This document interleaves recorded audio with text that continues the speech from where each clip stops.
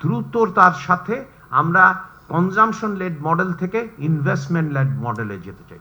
বাংলাদেশ সরকারের প্রথম মন্ত্রী পরিষদ সভার প্রথম সভায় 12 লাখ কৃষকের আপনার 10,000 টাকা পর্যন্ত সুদ মওকুফ করা হয়েছে। আমরা বলেছি যে 2034 সাল নাগাদ আমরা $1 ট্রিলিয়ন অর্থনীতি দেখতে চাই, এবং সেইখানে আমরা আসলে দেখতে চাই যে মানুষ, আমরা হিসেবটা কি করি, হিসেবটা হচ্ছে প্রতি জনগণের মাথা পিছু ঋণের হার বা ঋণের পরিমাণ, কিন্তু আমরা দেখছি না যে প্রতি জনগণের আয়ের পরিমাণ অথবা সঞ্চয়ের পরিমাণ।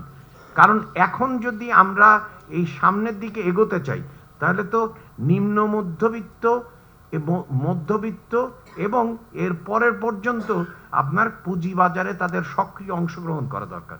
তা না হলে কারোর মিউচুয়াল ফান্ডে যাওয়া দরকার, কারোর এটা অন্য জায়গায় যাওয়া দরকার, বন্ড মার্কেট অবশ্যই দেখা দরকার। 94% চিনিযুক্ত অরেঞ্জ ড্রিঙ্কস না, নিন জিরো ক্যাল অরেঞ্জ ড্রিঙ্ক পাউডার। এইগুলো যদি আমরা না করতে পারি, তার মানে হচ্ছে যে আপনি তো জাতীয় অর্থনীতিতে জনগণের মালিকানা কিন্তু তৈরি করছেন না, যতক্ষণ না পর্যন্ত সক্রিয় পুঁজিবাজার আর কাজ করবে। আপনারা যদি মনে থাকে তাহলে হচ্ছে যে 2024 সালে যখন বাণিজ্য সামিট হলো, তখন কিন্তু আজকের প্রধানমন্ত্রী, তখন বিএনপির অ্যাক্টিং ভাইস চেয়ারম্যানের, আপনারা যদি মেসেজ দেখেন সেইখান থেকে কিন্তু পরিষ্কারভাবে এই বিষয়ে উত্থাপন করা হয়। সো এইটার ব্যাপারে আমরা অন্তর্বর্তীকালীন সরকারের সময়ও বারবার তাদের সাথে সহায়তার হাত প্রসারিত করতে চেষ্টা করেছি, এবং এখন আসার পরে আমরা একটা পিটিশন দিয়েছি, এবং আমরা জাতিসংঘকে বারবার বলার চেষ্টা করেছি দুটো পয়েন্ট। একটা পয়েন্ট আমরা বলার চেষ্টা করছি, এই ডেফারেল শব্দটা মানুষের জনমনের যে আকাঙ্ক্ষা প্রত্যাশার সাথে ঠিক না। কারণ একটা মানুষ এমন একটা পরিস্থিতির মধ্যে আছে, যে বিশেষ পরিস্থিতিতে তার আশা এবং আকাঙ্ক্ষা আছে যে সে এখান থেকে কেউ কিন্তু আমরা এখানে থাকতে চাই না। এবং ইউএনকেও মনে রাখতে হবে যে Bangladesh is too big to fail. কারণ বাংলাদেশ হচ্ছে স্বল্পোন্নত দেশের সবচেয়ে বড় আকারের অর্থনীতি। আমাদের সবারই আকাঙ্ক্ষা হচ্ছে একটা জবাবদিহিমূলক রাষ্ট্র, এবং সেক্ষেত্রে তার বুনিয়াদ হতে পারে যে সরকার কি ম্যান্ডেট নিয়ে এসেছে। সেই ম্যান্ডেটটা এসেছে হচ্ছে যে আপনার যে ইশতেহার। তা আমরা যদি খেয়াল করি, এই ইশতেহারের 5টি ফাউন্ডেশন আছে, 5টি ভিত্তিমূল আছে। প্রথম ভিত্তিমূল, এটাকে আমরা বলছি যে রাষ্ট্র ব্যবস্থার সংস্কার। সেইখানে 6টা অনুচ্ছেদ আছে, আপনারা যদি খেয়াল করেন 6টি অনুচ্ছেদ আছে।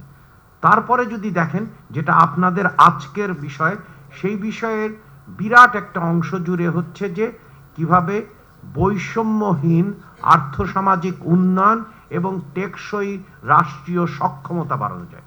সেখানে আমরা 17টি বিষয় সম্পর্কে আলোকপাত করেছি। এখন যে বিষয়গুলো আপনারা উল্লেখ করেছেন, দেখেন আমরা 10 দিনের মধ্যেই কিন্তু অনেকগুলো পদক্ষেপ নিয়েছি। মূল্যস্ফীতি, প্রকৃত মজুরি এবং সামাজিক সুরক্ষার কথা যদি চিন্তা করেন, তাহলে দেখবেন হচ্ছে বাংলাদেশ সরকারের প্রথম মন্ত্রী পরিষদ সভার প্রথম সভায় 12 লাখ কৃষকের আপনার 10,000 টাকা পর্যন্ত সুদ মওকুফ করা হয়েছে, এবং এতে সাদা মাথায় যদি আপনারা চিন্তা করেন তাহলে 60 লক্ষ মানুষ। এবং আমরা এই পরিস্থিতিতে এই কাজ করেছি, যেটি হচ্ছে যে আপনারাই উল্লেখ করেছেন যে দারিদ্র পরিস্থিতি বারবার বেড়ে যাচ্ছে।